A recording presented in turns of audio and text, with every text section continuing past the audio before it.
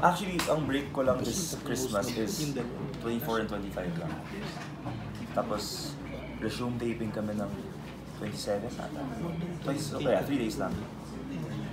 Marco, do you still have communication with Jen?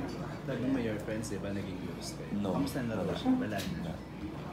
Yeah, actually, for Diego naman, we just hope for the best for him.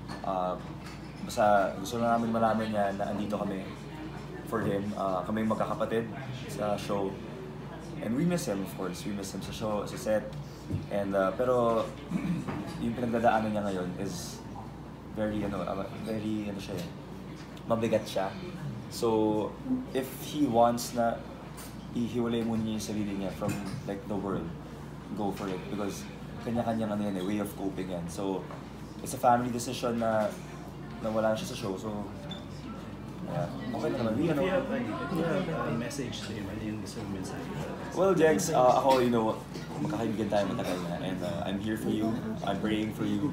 And I hope you well. I wish you well. And sana magkasama na tayo soon.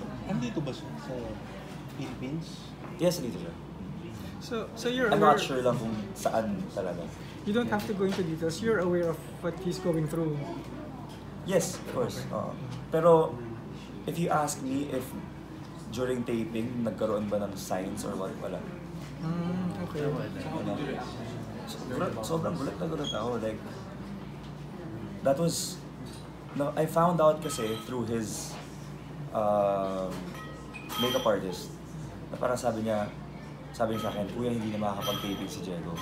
So akala ko, anong nangyari? Like, ano naman nangyari? Anong ginawa niya?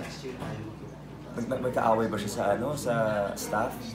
So I didn't know, hindi namin alam nung una. And then, tinawagan ko na sila Jake, sila Albi, nag-usap-usap na kaming apat.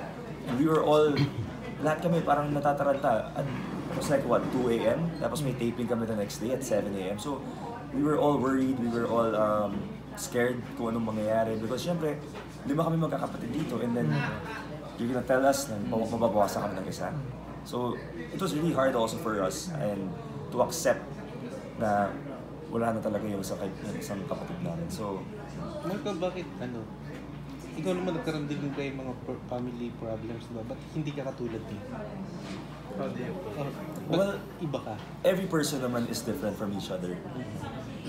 Every person copes or handles problems different from each other. Siguro yung sa kanya, hindi ko alam, never naman namin napagkwentuhan yung talagang sobrang deepest problems na with family or what. Pero ako lang kasi, ito personal ko lang to, I always draw strength from God. Kapag may problema akong pinagdadaanan, I always go to church, doon ako kumukuha ng lakas, I always pray. So, minsan pag may mga times na alam kong hindi ko kaya mag-isa, yun, I go up to Him.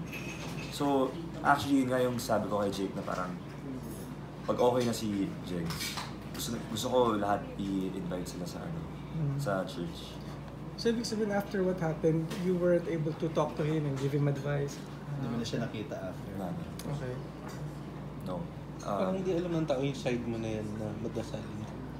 Well, hindi ko naman kasi rin, ayoko naman ipakita like sa social media na ito ako, madasalin ako. Pero yung tatay mo, pastor, di ba? Ayun nga, pastor si Papa. Because what happened with us, brief background lang sa family namin.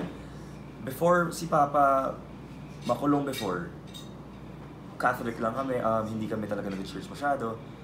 And nung he became a pastor, tapos he brought us to church. So doon lang tuloy-tuloy yung namin. At first, syempre, ayaw namin. Like, nung unang first year, parang pilit na pilit kami lahat magkakapatid. Like, every time we go to church, lahat kami tinatamad, lahat kami wala sa mood. Pero it grew on us, na-enjoy namin yung church ng Kristiyano, and masaya. Until now, kahit na wala si Papa, we still go to church na kami-kami. Pero I'm not the type na yung magpo-post sa social media ng mga ganito-ganito. Because you don't have to post for you to show your relationship with God. Because your relationship with God is supposed to be between you and God. So, yeah, maraming tao na hindi alam na Christian ako. Pero, yeah, I go to church Sundays. I try to bring my friends. Si Pat, yun, konti-konti. Si Pat, nadala ko na rin. And sana yung ibang mga kaibigan ko madala ko rin. So, hindi ba issue for example, you have to show some skin or